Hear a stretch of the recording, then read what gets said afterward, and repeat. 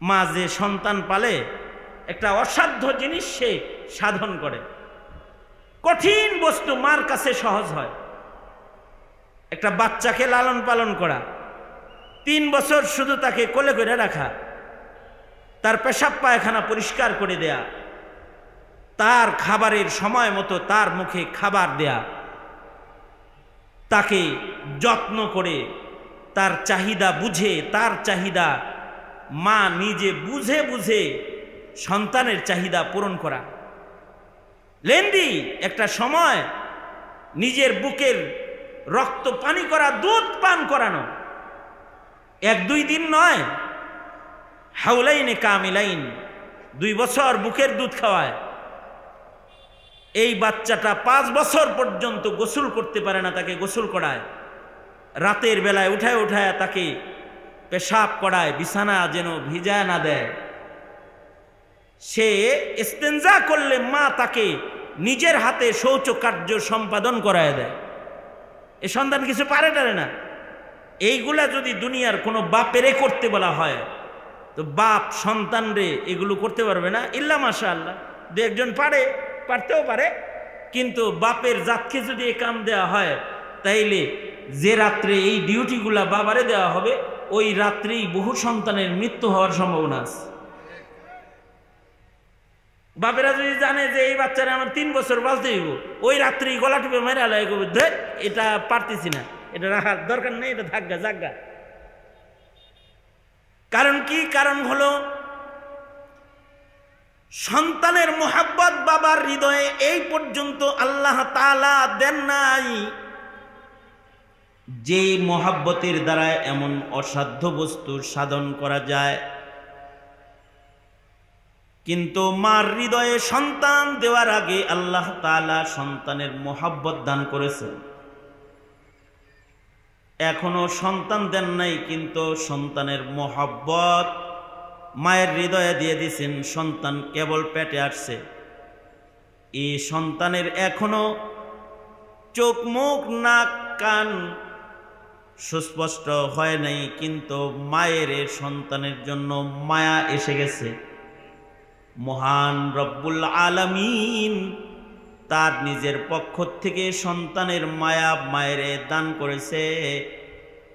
যে সন্তানের চেহারা এখনো দেখে নাই, এই সন্তানটাও যদি মায়ের পেটে নড়াচড়া বন্ধ করে দেয়, যদি না নড়ে, তাহলে মা পেরেশান হয়ে যায়, মায়ের খাবার বন্ধ হয়ে যায়, মায়ের ঘুম বন্ধ হয়ে যায়। ডাক্তারের কাছে দৌড়ায় যায়, বলে ডাক্তার সাহেব আমার বাচ্চা নড়ে চড়ে না। ঘরের সব মানুষগুলো যখন ঘুমায়, পেটে হাত লাগায় সন্তান মায়া করে মা দাঁড়ায় দাঁড়ায় বসে বসে রাত কাটায়। এক অসাধ্য প্রসব বেদনায় কাতর হয় মা, রক্ত ঝরে।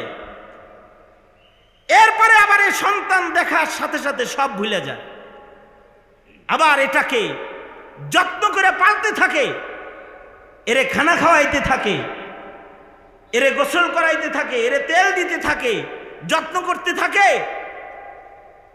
পেশাব করে বিছানা নিজের দেহ সব ভিজায় দেওয়ার পরেও পেশাবের গন্ধ মায়ের নাকে যায় না, অথবা তার পেশাব পায়খানাকে মার পেশাব পায়খানা মনেও হয় না। এইটাও একটা মোহাব্বতের কারণে এটা সম্ভব হয়েছে। এইটাই যদি বাপের কাছে দেওয়া হয়, বাপের কোলে যদি কোনো রকম খালি পেশাব না পায়খানাটা, পেশাব পায়খানা দুইটা একসাথে যদি ছেড়ে দেয় খালি, তে সে বাচ্চাকে কোলে নিয়ে নিজের বিবিকেই যায় বলবে, এই নেও তোমার বাচ্চা। লাগে দিনে বাচ্চা হের একা হেন না, তোমার বাচ্চা নাও, আমার দেখছো কাপড় চোপড় কি করছে। এমন কাপড় নষ্ট করার ঘটনা এই সন্তান তার মায়ের সাথে একবার দুবার না, সময়ে অসময়ে কেবল গোসল করেছে, নামাজে দাঁড়াবে, একটু বুকের দুধ দেওয়ার জন্য কোলে নিছে, আবার ভিজায় দিছে, আবার মা গোসল করেছে, আবার কাপড় পবিত্রটা পরেছে, তারপরে নামাজে দাঁড়াইছে। এই যে অসম্ভব সম্ভব হওয়া, অসাধ্য সাধন হওয়া, এইটা মায়ের দ্বারা এজন্যই সম্ভব হয়েছে। মাকে আল্লাহ তাআলা সন্তান দেওয়ার আগেই সন্তানের মোহাব্বত নামক দৌলত দান করেছে। যদি এই মোহাব্বতটা আল্লাহ তাআলা না দিতেন তাহলে পৃথিবীর সন্তানরা বড় হইতো না। পেশাব পায়খানার মধ্যে পৃথিবীর মানুষের মৃত্যু হয়ে যেত। না খায়া সন্তানকে মা বাপ খাওয়াইতো না, পালতো না। এই মোহাব্বত দেওয়ার কারণে অসাধ্য সাধন হয়েছে।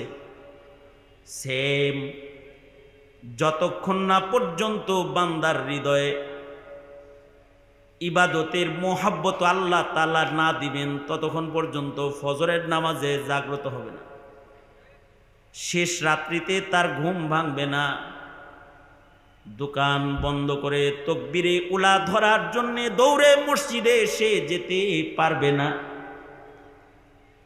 তার কষ্ট ক্লেশ সব কুরবানি দিয়ে 5 ওয়াক্ত নামাজ জামাতের সাথে সে পড়তে পারবে না, যতক্ষণ না পর্যন্ত আল্লাহ তাআলা এই ইবাদত নামক এই নিয়ামতের ইবাদত নামক মহা দৌলতের মোহাব্বত আল্লাহ তাআলা যতক্ষণ না বান্দাকে দান করবি। হ্যাঁ, যদি মোহাব্বত আল্লাহ দিয়ে দেয় তাহলে সে একটা সেজদা, ইকো বন্ধ করো, এই একটা সেজদাকে হিফাজত করার জন্য অথবা একবেলা নামাজকে রক্ষা করার জন্য সে অসাধ্য সাধন কোরবানি দিতে সক্ষম হয়ে যাবে।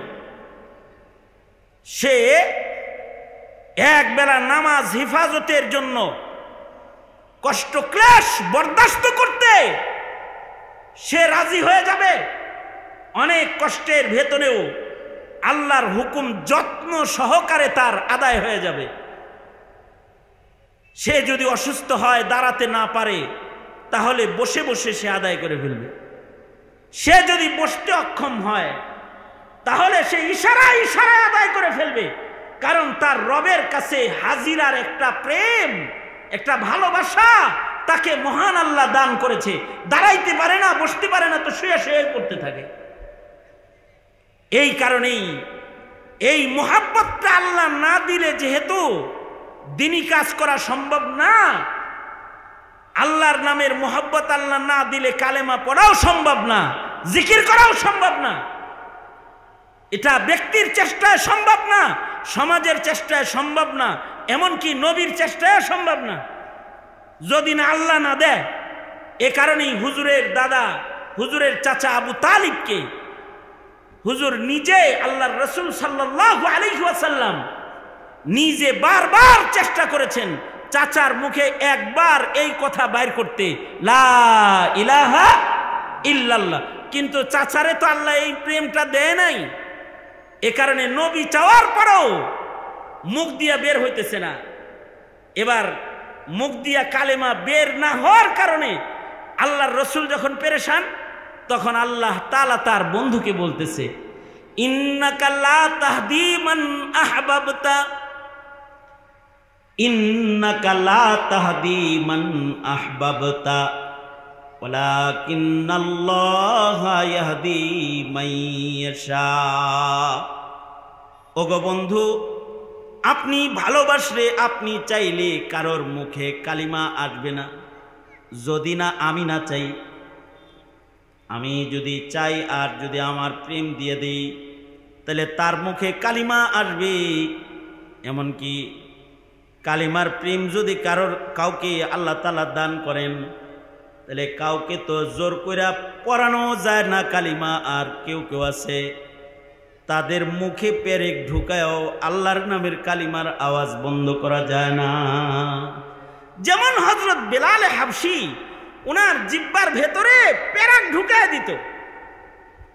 জালেম উমাইয়া হযরত বেলালের জিহ্বা টাইনা ধইরা এই জিহ্বার ভিতরে পেরেক ঢুকায় দিছে, যেন জিহ্বা দিয়া আল্লাহ নাম উচ্চারণ না করে, জিহ্বা দিয়া যেন আহাদ আল্লাহ পাকের ওয়াহদানিয়ত বর্ণনা না করে, জিহ্বায় যেন কালেমার আওয়াজ উচ্চারিত না হয়।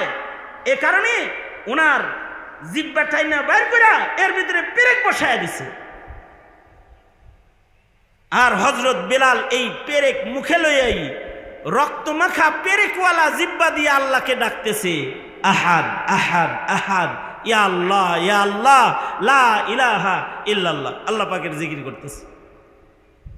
এই অবস্থায় হযরত বেলালের মা বেলালের কাছে আসছে, আইসা বলে, বেলাল, এই এত কষ্টের ভেতরেও আল্লাহ আল্লাহ জপতে হয়? হযরত বেলাল বলে, মা, আল্লাহ নামের ডাকার মজাটা আগে বুঝি নাই, যখন পেরেক দিছে আর রক্ত মাখা জিহ্বা দিয়ে আল্লাহকে ডাকছি তখন ডাকের আসল মজাটা উপলব্ধি হয়েছে।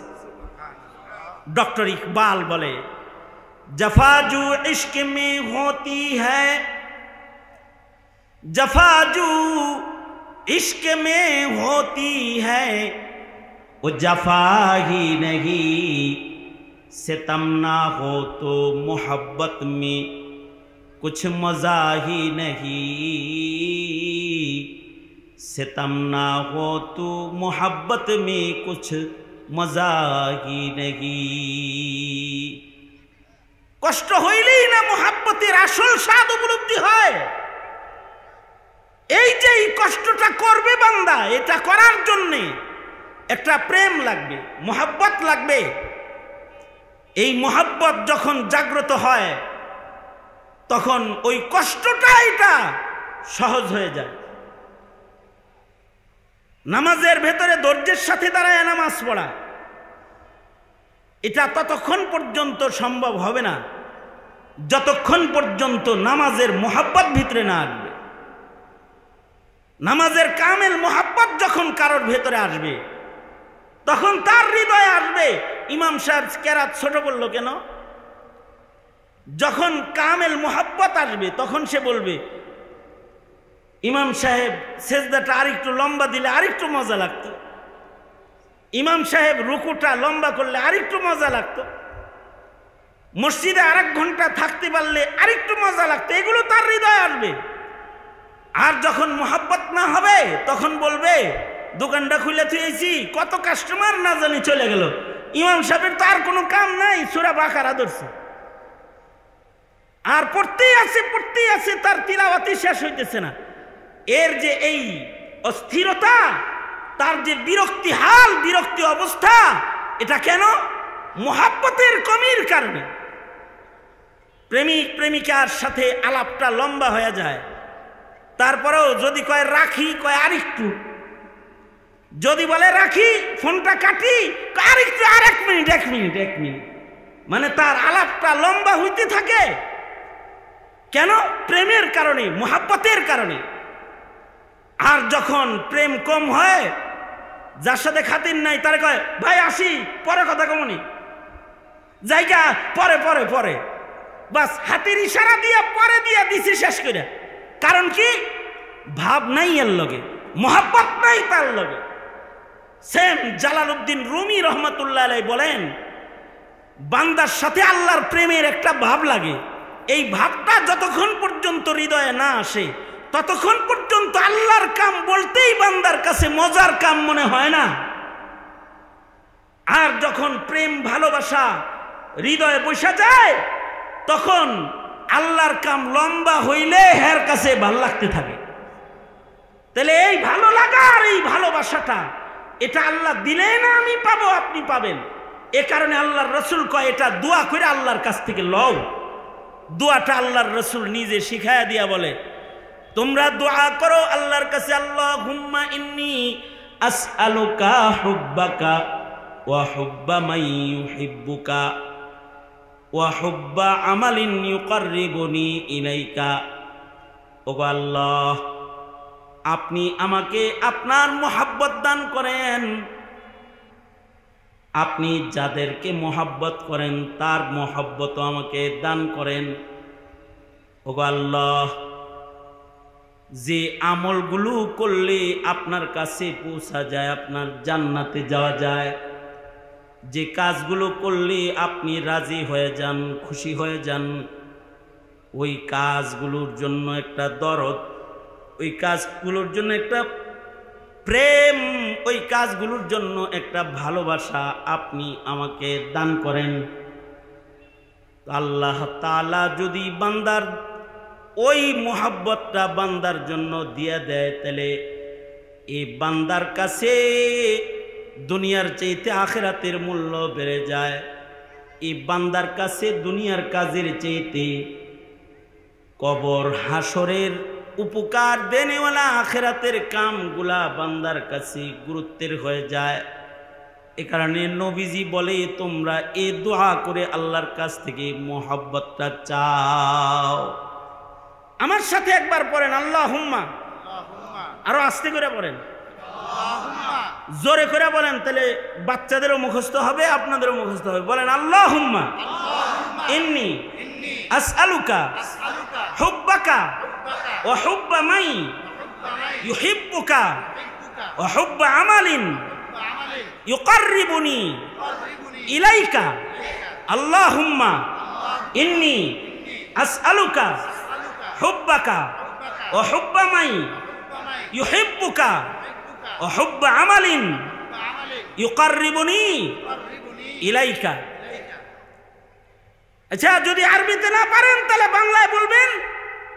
বাংলায় বলবেন, আল্লাহ আপনার প্রেম দেন, আপনি যাদেরকে ভালোবাসেন তাদের প্রেম ভালোবাসা দেন, যে কাজগুলোকে আপনি ভালোবাসেন ও কাজের প্রেম ভালোবাসা আমাকে দেন। কারণ আল্লাহ তো বাংলাও বুঝে নাকি? হ্যাঁ, আল্লাহ বাংলা বুঝে না? আল্লাহ তাআলা বাংলাও তো বুঝেন, যার যার ভাষায় বলবে। আর যদি কেউ বুবা থাকে, তার যদি মুখের ভাষা না থাকে, তাহলে তার বুকের ভাষা আছে। ইয়ালামু বিযাতিস সুদূর, আল্লাহ পাক বান্দার বুকের ভাষাও শোনে। আল্লাহু আকবার। বুকের ভিতরে যেটা ঘোরাফেরা করে এইটাও আল্লাহ পাক জানে। সে তার হৃদয় দিয়ে আল্লাহকে বলবে, ওগো আল্লাহ আপনার প্রেম চাই, আপনার ভালোবাসা চাই, মোহাব্বত দেন আমারে। তাইলে তখন আল্লাহর কাম করতে ভাল লাগবে।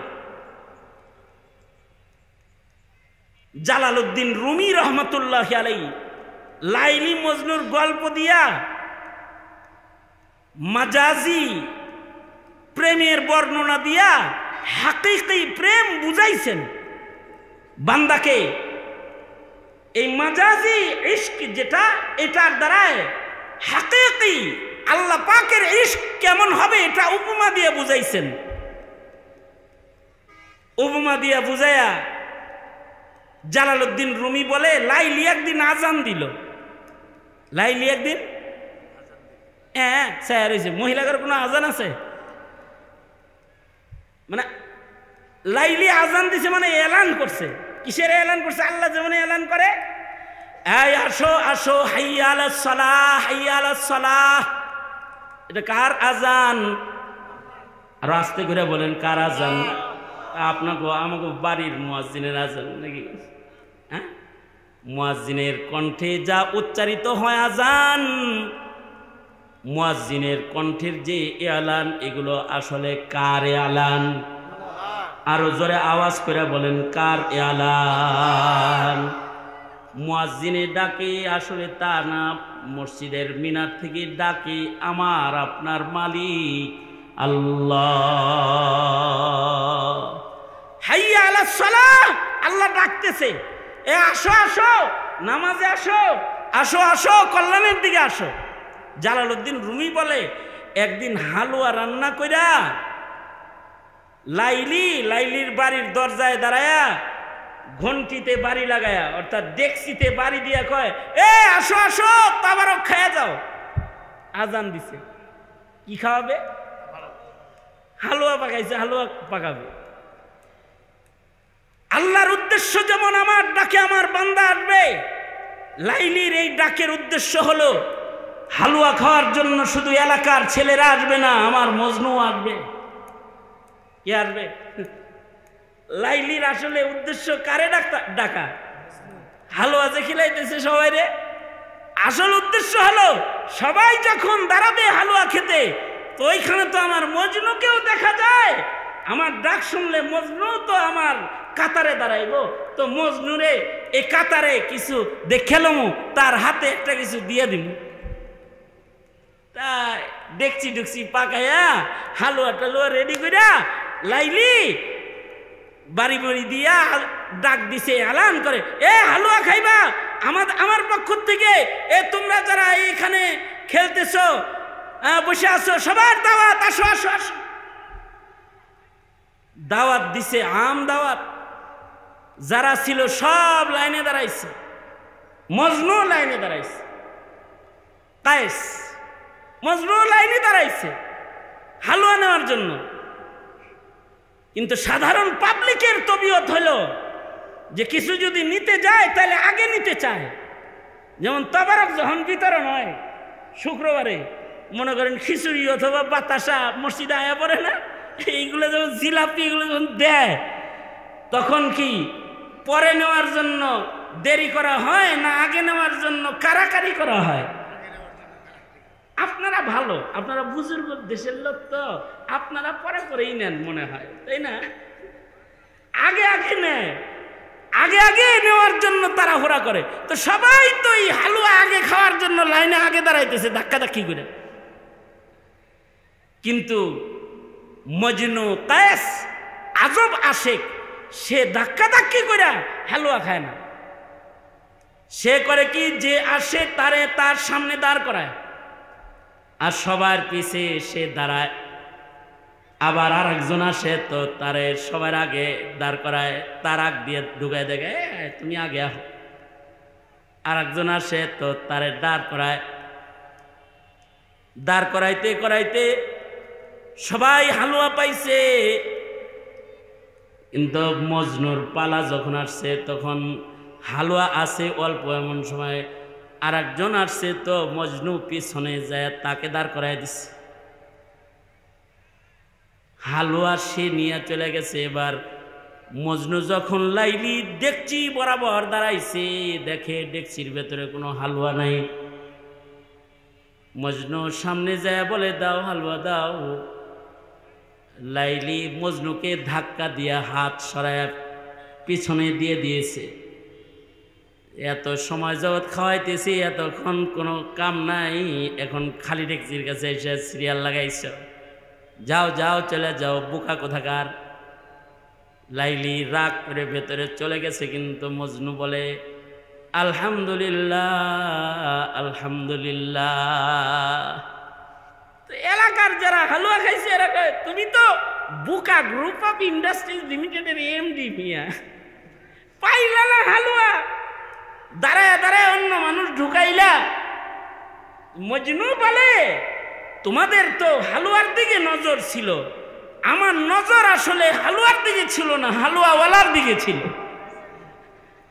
এই লাইনে দাঁড়ায় দাঁড়ায় আমি আমার লাইলিকে তো কাছে পেলাম, তাকে দেখলাম। এই দেখার জন্য সিরিয়ালে লম্বা সময় দাঁড়ায় থাকতে আমার কষ্ট লাগে নাই।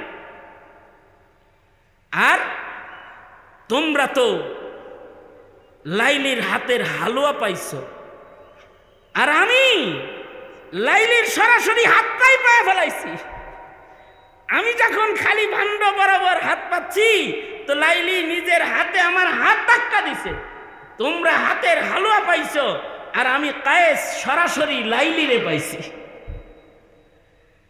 তো মোহাব্বতের কারণে তখন মাশুকার বাড়ির দেয়াল দেখতেও ভালো লাগে। ইমরুল কায়েস বলেছে, লাইলি আমরু আলা দিয়ারি দিয়ার আলাইলা, লাইলির দরজা দিয়া মজনু হাইটা যায় আর ঘর দেখা দেখা বলে, এটা আমার লাইলির ঘর রে, এটা আমার লাইলির ঘরের দেয়াল। এই দেয়ালের সাথেও তার একটা প্রেম জমা হয়েছে, কারণ হলো এই ঘরের মালিককে সে ভালোবাসে। জালালউদ্দিন রুমি বলে, ঠিক ওই রকম বান্দার হৃদয়ের ভিতরে যদি আল্লাহ পাকের মোহাব্বত জমা হইয়া যায়, তখন যেখানে আল্লাহর আলোচনা হয় ওইটা তার ভাল লাগে, তার মাহফিল ভাল লাগতে থাকে। যেখানে আল্লাহর গোলামি হয় মসজিদ, মসজিদ তার প্রেমের পছন্দের জায়গা হয়ে যায়।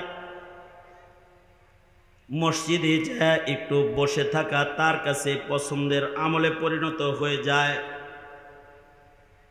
মসজিদের মধ্যে সময় কাটানো তার কাছে ভালোবাসার বস্তু হয়ে যায়।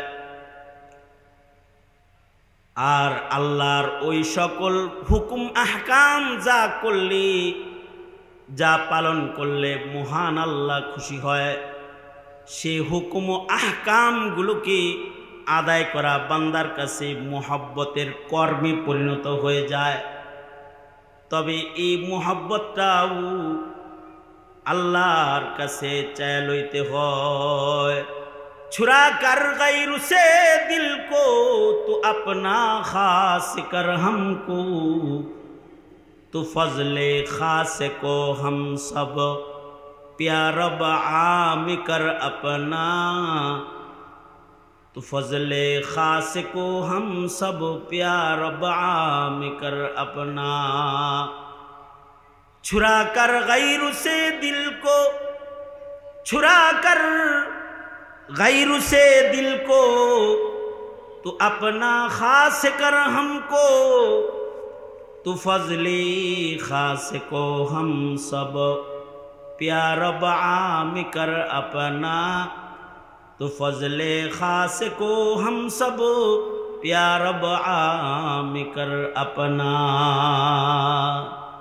আল্লাহর কাছে ক্ষণে ক্ষণে এরকম দোয়া করতে হয়, আল্লাহ আমার দিল থেকে আপনি গায়রুল্লাহকে বের করে দেন আর আপনার মোহাব্বতটাকে ভেতরে দিয়ে দেন। আল্লাহর মোহাব্বত যে দিলের ভেতরে আসবে, এর জন্য বিশেষ কিছু আমল জীবনে করতে হয়।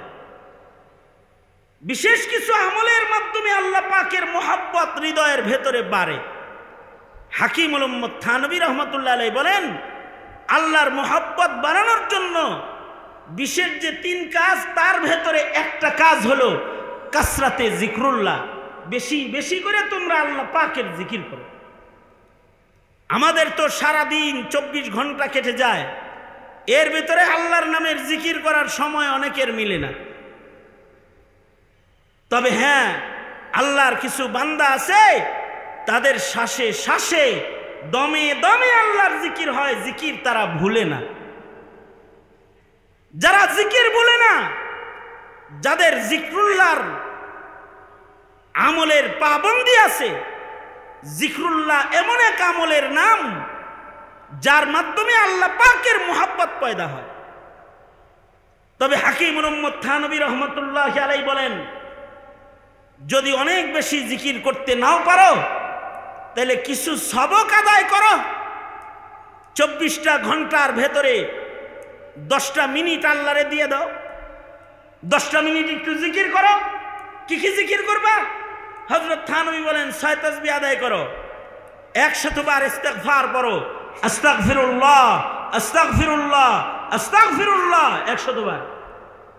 100 বার পড়ো লা ইলাহা ইল্লাল্লাহ লা ইলাহা ইল্লাল্লাহ লা ইলাহা ইল্লাল্লাহ।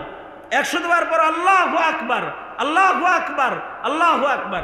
100 বার পড়ো সুবহানাল্লাহ সুবহানাল্লাহ আলহামদুলিল্লাহ আলহামদুলিল্লাহ 100 বার। একসাথে যদি 4টা আদায় করো কেউ, তাহলে এমনি পড়ো সুবহানাল্লাহি আলহামদুলিল্লাহি লা ইলাহা ইল্লাল্লাহ আল্লাহু আকবার। 100 বার পড়ো, তাহলে 4 তাসবিহ 400 বার পড়া হয়ে যাবে। 100 বার ইস্তিগফার, আর এই 4 তাসবিহ 400 বার, আর 100 বার দরুদ শরীফ পড়ো মুহাম্মাদুর রাসূলুল্লাহ সাল্লাল্লাহু আলাইহি ওয়াসাল্লামের শানে দরুদ পড়ো। যত দরুদ পড়বা তত নবীর মোহাব্বত বাড়তে থাকবে। যাদের ভেতরে দরুদ পড়ার খাসলাত বেশি, তাদের হৃদয়ের ভেতরে আল্লাহর নবীর মোহাব্বত বেশি। আল্লাহ তাআলা দরুদ পড়নেওয়ালাকেও বড় ভালোবাসেন। এ কারণে আল্লাহ তাআলা নিজে বান্দাদেরকে শোনাইছেন, বান্দারা আমি আল্লাহ কিন্তু নিজে দরুদ পড়ি, আমার ফেরেশতারাও দরুদ পড়ে, তোমরাও আমার বন্ধুর নামে দরুদ পড়ো। 100 বার দরুদ পড়ো, তাহলে দরুদের মাধ্যমে নবীর মোহাব্বত পয়দা হবে। আর নবীর মোহাব্বত পয়দা না হওয়া পর্যন্ত তো ঈমানই আসবে না।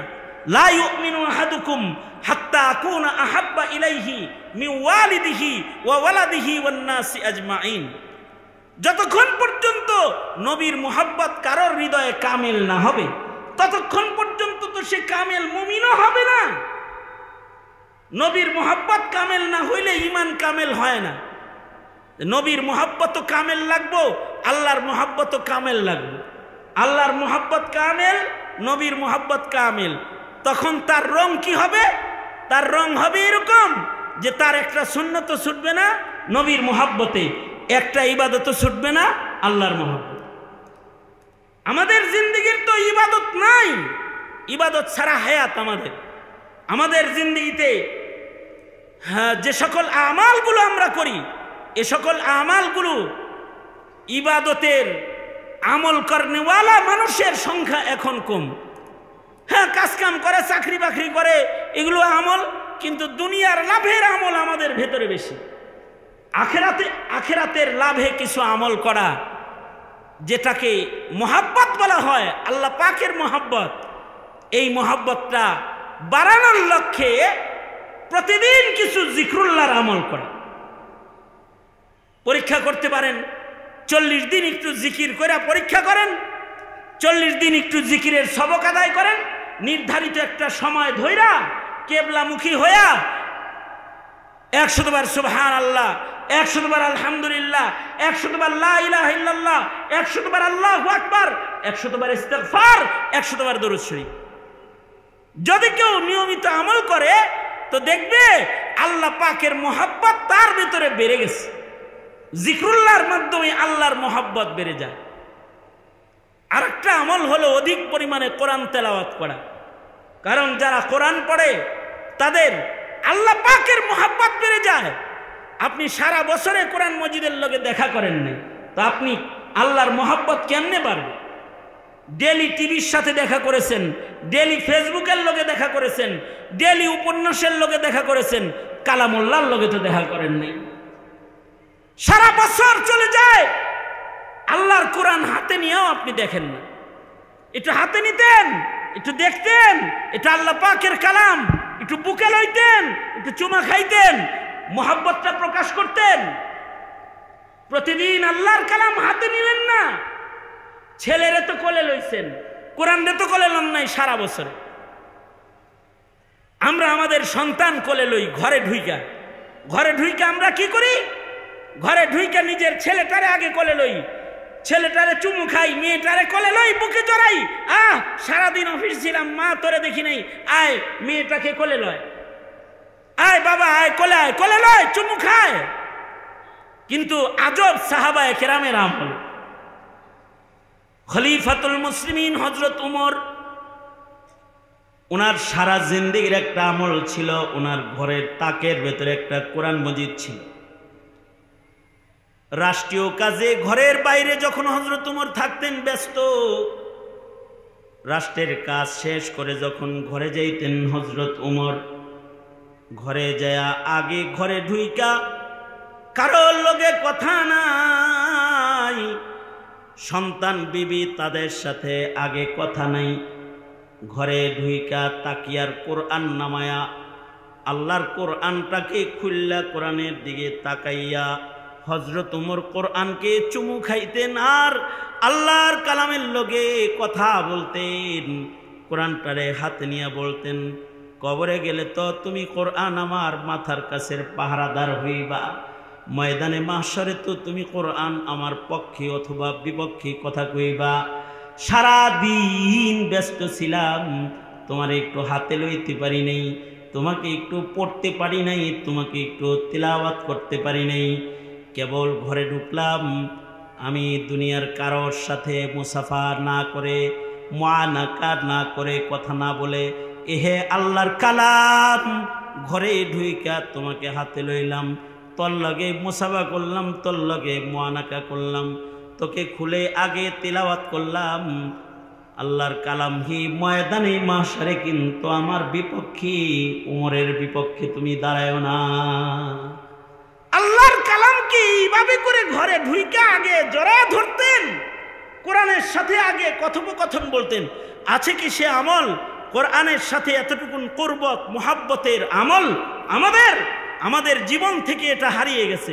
অথচ কোরআন যদি কেউ শোনে তো জাদাতুন ঈমানা, তো পড়লে কতটুকুন বাড়বে ঈমান? যদি কোরআন তেলাওয়াত একজন করে আর আরেকজন যদি কোরআন শোনে তাতেও ঈমান বাড়ে। ওয়াইদা তুলিয়াত আলাইহিম আয়াতুহু জাদাতুহুম ঈমানা, আল্লাহর কোরআন তেলাওয়াত শুনলেও ঈমান বেড়ে যায়। এটা হলো আল্লাহর কালামের অলৌকিকত্ব। এই কারণে ওয়াজ মাহফিলে যারা বসে থাকে তাদের তওবার সুযোগ হয়ে যায়। তারা বেনামাজি নামাজ পড়ার অঙ্গীকার ভিতরে ভিতরে করে ফেলায়, জিকির ছাড়া মানুষ জিকির করার অঙ্গীকার করে ফেলায়। বেপর্দা চলার মানুষগুলো পর্দাওয়ালা জিন্দিগি ধরার জন্য ভিতরে ভিতরে অঙ্গীকার করে ফেলায়। ওয়াজ মাহফিলে বসে তওবা করে, তার জিন্দিগির একটা চেঞ্জিং হয়ে যায়, সে চিল্লায় চলে যায়। নামাজ শিখার একটা দরদ, ইবাদত শিখার একটা প্রেরণা চাহিদা তার ভিতরে ঢুকে যায়। তো ছাল লাগাইতেছে, চিল্লা লাগাইতেছে, আল্লাহর ঘরের সাথে মুহাব্বত বাইরে গেছে, আল্লাহর ঘরে রইছে, দ্বীনের জন্য নিজেকে ওয়াকফ করতেছে। তো কাজ কি? বেশি বেশি আল্লাহর কালামের তিলাওয়াত করা। যদি কোরআন তেলাওয়াত খুব না পারেন তাহলে কোরআনের ছোট ছোট সূরাগুলা তো পারেন, সেইগুলা পড়েন, আল্লাহর নামের জিকির করেন, কোরআন পড়েন, ইস্তিগফার পড়েন। আর কাসরাতে সোহবতে আহলুল্লাহ, আল্লাহওয়ালাদের কাছে বেশি করে থাকেন। স্বাধীনতার পরের আমল এগুলো। কিসের আমল? স্বাধীনতার পরের আমল। কয় বাংলাদেশ স্বাধীন হয়েছে আবার ফিরা। স্বাধীনতার পরে কি করবা? স্বাধীনতার পরে চাঁদাবাজি করবা। স্বাধীনতার পরে দোকানের কাছ থেকে নতুন করে চাঁদা তোলা শুরু করবা।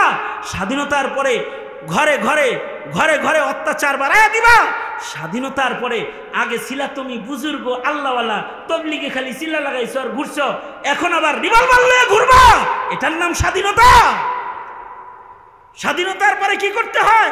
স্বাধীনতার পরে জিকির করতে হয়। স্বাধীনতার পরে 16 বছরের গোলামির জিনজির থেকে বেরিয়ে এসেছো। ইসলামের কথা বলতে পারতা না, কোরআনের কথা বলতে পারতা না, ধর্মের কথা বলতে পারতা না। আজকে খালিদ সাইফুল্লাহ ইউবিকে কিশোরগঞ্জের মাটিতে তোমাদের আনতে হলে থানার ওসির পিছনে ঘুরতে ঘুরতে পায়ের জুতা ছিঁড়া যাইত। কিন্তু আজকে এখানে বসে আমি কথা বলতেছি, ওসি সাহেব দোয়া নিতে আইব না, বাধা দিতে আসবে না। কারণ কি? কারণ হলো গোলামির জিনজির তোমার গলায় আটকানো ছিল। এই গোলামির জিনজির আল্লাহ সরাইলো, স্বাধীনতা একটা অর্জন করলা। এখন কি করবা এই স্বাধীনতা দিয়া? যত আকাম কুকাম সব করবা না। স্বাধীনতার পরের একটা আমল আছে, জিকির করবা, তিলাওয়াতুল কোরআন করবা। কারণ স্বাধীনতা কে দিয়েছে? হ্যাঁ, তাছাড়া বৈষম্য বিরোধী ছাত্র আন্দোলনের যে ছেলেরা, ওরা হাসিনা আকার দিয়ে পলায় গেছে গা। এই ল্যাংরা মশা দিয়ে যেমন নমরুদ খেদাইছে আল্লাহ, এইরকম একটা দশা যে ছাত্র আন্দোলনের মুখে দেশ ছেড়ে যেতে বাধ্য হয়েছে। এটা তোমার কারামতি না, এটা আল্লাহর দান। আল্লাহর দান, এটা আল্লাহ দিছে। এটা আল্লাহ যে দিল, আল্লাহ দেওয়ার পরে তুমি করবাটা কি? তোমার কর্মসূচি কি? এখন তোমার কর্মসূচি হলো ইযা জাআ নাসরুল্লাহি ওয়াল ফাতহ ওয়া রাআইতান নাস ইয়াদখুলুনা ফি দীনিল্লাহি আফওয়াজা ফাসাব্বিহ বিহামদি রাব্বিকা ওয়াস্তাগফির ইন্নাহু কানা তাওয়াবা। স্বাধীনতার পরের তোমার আমল আছে। তুমি আজাদ হইছো, স্বাধীন হইছো, এবার তোমার আমল হলো তুমি তাসবিহ জপবা, আল্লাহ পাকের হামদ সানা গাইবা, আল্লাহ পাকের শুকর আদায় করবা, আল্লাহর নামের জিকির করবা, আল্লাহর কাছে গুনাহ থেকে বেশি বেশি করে তওবা করবা, জিকির আজকার করবা। যদি জিকির করো তো আল্লাহর মোহাব্বত বাড়বে, যদি কোরআন পড়ো তো আল্লাহর মোহাব্বত বাড়বে। যদি আল্লাহওয়ালাদের সোহবতে বসো, কাসরাতে সোহবতে আহলুল্লাহ, আল্লাহ ওয়ালাদের সোহবতে গেলে আল্লাহর মোহাব্বত বেড়ে যাবে। এই মোহাব্বত যতক্ষণ পর্যন্ত তরু তাজা না হবে ততক্ষণ পর্যন্ত নামাজও ভাল লাগবে না, টুপিও ভাল লাগবে না, পাঞ্জাবিও ভাল লাগবে না। জুব্বা টুপি পাঞ্জাবি দেখলে জঙ্গি জঙ্গি মনে হবে। তোমাদের মতো বহুত মুসলমান আছে তোমাদের সমাজে, যাদের মুখে কালিমা আছে কিন্তু মোল্লা দেখলে জঙ্গি কয়, আছে না নাই? হ্যাঁ, সন্ত্রাসী বলে গালি দেয়। মাদ্রাসা দেখলে পরে নবীর প্রেম তার জাগে না, সে মাদ্রাসাকে ব্যাঙের ছাতা কয়, মাদ্রাসা ব্যাঙের ছাতার মতো এটা কয়। কারণ কি? নবীর ঘরের জন্য অতটুকুন মোহাব্বত তার নাই, নবীর মোহাব্বতই নাই, তো মাদ্রাসার মোহাব্বত থাকবে কেমনি? ভেতরে তো আছে নাস্তিক্যবাদ, এ কারণে ইহুদ নাসারার গোলামে পরিণত হয়েছে। ভেতরে আছে নাস্তিক্যবাদ সঙ্গত কারণে। এই যে প্রেম, এই যে মায়া, এই যে মমতা, এই যে ভালোবাসা, এইটার জন্য তো মেহনত করতে হইব। জাতিকে এই মেহনতের মাধ্যমে এই প্রেম, এই ভালোবাসা শিখতে হইব। সেই শিখার পদ্ধতি কি? হযরত থানভী বলে প্রতিদিন কিছু সময় জিকির করো, কিছু সময় কোরআন তেলাওয়াত করো। যদি কোরআন মজিদ হাতে লয়ে পড়তে না পারো তাহলে ছোট ছোট সূরা পড়ো, আল্লাহ অনেক সওয়াব দেনেওয়ালা। তুমি একবার সূরা ইখলাস পড়ো তো 10 পারা কোরআন পড়ার সওয়াব আল্লাহ দিবে। 2 বার পড়ো 20 পারা কোরআন পড়ার সওয়াব দিবে। 3 বার পড়ো তো 30 পারা কোরআন পড়ে এক খতম কোরআন পড়ার সওয়াব 3 বার সূরা ইখলাস পড়ার বদলায় আল্লাহ তোমারে দান করবে। সুবহানাল্লাহ, জোরে বলো। এক মজলিসে বসে যদি কেউ 6 বার সূরা ইখলাস পড়ে তাহলে আল্লাহর রাসূল বলেছেন 2 খতম কোরআন পড়ার সওয়াব আমল নামায় জমা হয়। কেউ যদি এক মজলিসে বসে 9 বার সূরা ইখলাস পড়ে তো আল্লাহর রাসূল বলেছেন আমল নামার ভেতরে 3 খতম কোরআন পড়ার সওয়াব জমা হয়। এক মজলিসে বসে যদি কুল হুয়াল্লাহু আহাদ আল্লাহুস সামাদ লাম ইয়ালিদ ওয়া লাম ইউলাদ ওয়া লাম ইয়াকুল লাহু কুফুয়ান আহাদ এতটুকুন কোরআন তেলাওয়াত যদি 10 বার কেউ এক মজলিসে বৈশা পড়া ফেলায়, সরওয়ারে দো আলম নবী বলে সাথে সাথে মহান আল্লাহ তার জান্নাতে তার জন্য একটা প্রাসাদ নির্মাণ করে ফেলায়। কয় মিনিট লাগবে জান্নাতে প্রাসাদ বানাইতে? 2.5 মিনিট, এর চেয়ে বেশি না। পয়রা টেস্ট করে দেখছি 2.5 মিনিটের বেশি না। তার মানে হলো 10 বার সূরা ইখলাস পড়বেন 2.5 মিনিট সময়, এর ভিতরে জান্নাতে বাড়ি কনফার্ম। এই বাড়ি আপনি ক্ষমতায় থাকাকালীন অথবা ক্ষমতায় থেকে পড়ে যাওয়াকালীন কেউ ভাঙতে আসবে না, কেউ লুট করতে আসবে না। কত সুন্দর বাড়ি বানাইছিলেন, ক্ষমতার থেকে গেছেন জেলখানায়, আপনার বাড়ি লুট করে লয়ে গেছে আরেকজনে। এই বাড়ির কোনো লুটপাট নাই। এই কথা বলেন ঠিক না? ঠিক যারা বলেন এই বাড়ির কোনো লুটপাট নাই।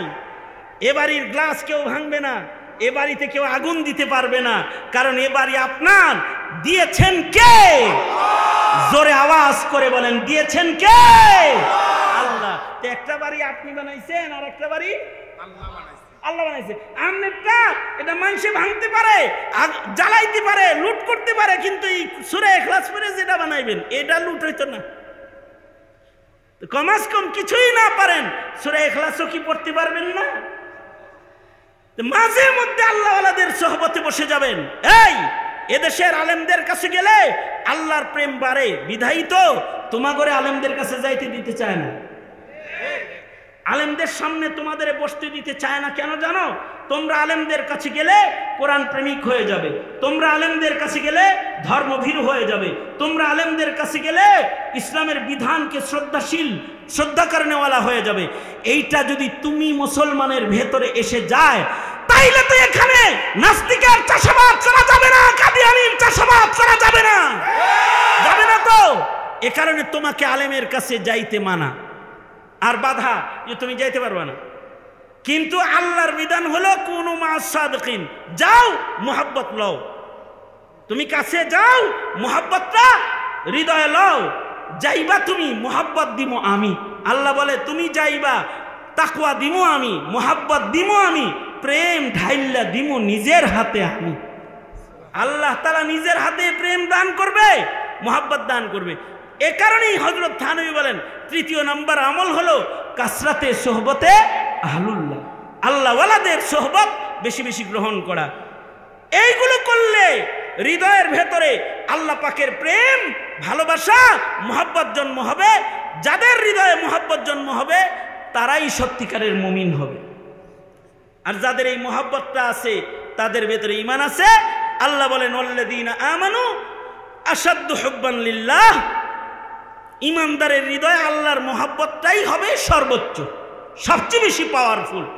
আল্লাহ তাআলা আমাদেরকে সেই মোহাব্বতটা দান করুন, আমিন বলেন। যদি ওই মোহাব্বতের মালিকানা রাখতে পারেন তাইলে দেশের মায়াও বাড়বো, স্বাধীনতার মায়াও বাড়বো, মুসলিম মিল্লাতের ইজ্জত সম্ভ্রম রক্ষার মায়াও বাড়বো। তখন এ দেশ এ জাতির জন্য কিছু করতেও ভালো লাগবো। আর এই দেশের স্বাধীনতা সার্বভৌমত্ব রক্ষার জন্য সর্বস্ব দেওয়ার জন্য হৃদয় পয়দা হইব। তখন চতুর্দিকে ভারত থাকলেও এই ভারত আপনার স্বাধীনতা নিতে পারবে না, আপনার সার্বভৌমত্বের উপরে আঘাত করতে পারবে না, যখন আপনার ভালোবাসার ঈমান থাকবে। কারণ ঈমানদারকে বিজয় দেওয়ার ওয়াদা কার? আল্লাহ। আরো জোরে বলেন কার? আল্লাহ। ওয়ালা তাহিনু ওয়ালা তাহজানু ওয়া আনতুমুল আ'লাউন, ওয়ালা তাহিনু ওয়ালা তাহজানু ওয়া আনতুমুল আ'লাউনা ইন কুনতুম মুমিনিন। তোমরা যদি মুমিন হয়ে সামনে বাড়ো তাহলে তোমাদের কোনো ভয় নেই, তোমাদের কোনো চিন্তা নেই, তোমরা ভয় পেও না, চিন্তিত হও না, তোমাদেরই বিজয় হবে, বিজয়ের মালা তোমাদের গলায় থাকবে। শর্ত শুধু একটা, ইন কুনতুম মুমিনিন, তোমরা যদি মুমিন হও। এই মুমিনের খাতায় নাম রাখতে লাগবে যে মহাদৌলত, সেটা হলো আল্লাহ আল্লাহর রাসূলের মুহাব্বত। আল্লাহ তাআলা আমাদেরকে সেই মুহাব্বতের দৌলত দান করেন, আমিন বলেন। আরো জোরে আওয়াজ করে বলেন আমিন। আমিন। দীর্ঘদিন একটা জুলম সেতামের হালাত, যে জুলমের অত্যাচারের শিকার হয়েছে এদেশের উলামায়ে কেরাম, মোদি বিরোধী আন্দোলন থেকে শুরু করে এই পর্যন্ত আলেম ওলামারা জেল খেটেছে, হাজার হাজার আলেমরা বছরের পর বছর জেল খেটেছে। ওয়াজ মাহফিল, তাফসীর মাহফিল এগুলো বাধাযুক্ত অবস্থায় ছিল, তালাবদ্ধ অবস্থায় ছিল। আল্লাহ তাআলা একটা পরিবর্তন দান করেছেন। এই পরিবর্তনের আবহাওয়াকে পাপাচার, মাসিয়াত ও গুনাহের নোংরা বস্তু দিয়ে নাপাক না করি, এটাকে ইবাদত বন্দেগী ইত্তিবায়ে সুন্নাহর জিন্দেগীর দ্বারা আলোকিত করি, তবে আল্লাহ পাকের মদদ শামিলে হাল বেশি হবে আর আল্লাহ পাক নিয়ামতকে বাড়ায়া দিবেন। আল্লাহ বলেন লাইন শাকারতুম লাযীদান্নাকুম, যদি শুকরগুজার হও তাহলে নিয়ামত বাড়ায়া দেওয়া হবে, আল্লাহ তাআলা নিয়ামত বাড়ায়া দিবেন। এই শুকরিয়া আদায় করার স্বার্থে আমরা অধিক পরিমাণে জিক্রুল্লাহ, তিলাওয়াতুল কোরআন ও সোহবতে আহলুল্লাহর আমলকে জারি করে আমাদের ভেতরে ভালোবাসার মাধ্যমে ঈমানি এক জাগরণ পয়দা করার তৌফিক আল্লাহ আমাদের দান করুক, আমিন বলেন জোরে করে।